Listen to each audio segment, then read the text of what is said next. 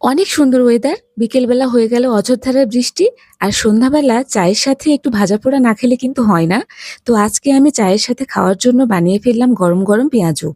এখানে নিয়েছি আমি খেসারি ডাল। সেটাকে ১০ মিনিট ভিজিয়ে রেখেছিলাম। তারপরে হালকা একটু ব্লেন্ড করে নিয়েছি। একদম ব্লেন্ড করিনি কিন্তু হালকা ব্লেন্ড করেছি। এটাকে পাটায় বেটেও করে নিতে পারবেন। তারপরে এখানে আমি দিয়ে দিলাম কাঁচামরিচ কুচি। তারপরে দিয়ে দিলাম পেঁয়াজ কুচি, সামান্য পরিমাণে লবণ আর হলুদ। এবার এটাকে খুব ভালো করে মাখিয়ে নিতে হবে। এত সুন্দর করে মাখাবেন যাতে ডাল, পেঁয়াজ আর কাঁচামরিচ একদম সুন্দরভাবে আষ্টে-পৃষ্ঠে থাকে ডালের সাথে।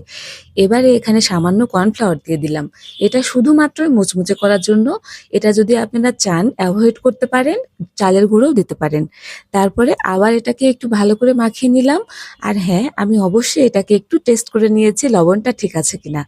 তারপরে কড়াইতে সরিষা কিংবা সয়াবিন তেল গরম করে এই ডালের পেঁয়াজগুলোকে আস্তে আস্তে করে দিয়ে ১০ মিনিট আমি এপিঠ ভেজে নিয়েছি। তারপরে উল্টে আবার ১০ মিনিট ভেজে নিয়েছি। এটা অবশ্যই আমি কম তেলে করছি আর লো হিটে করছি।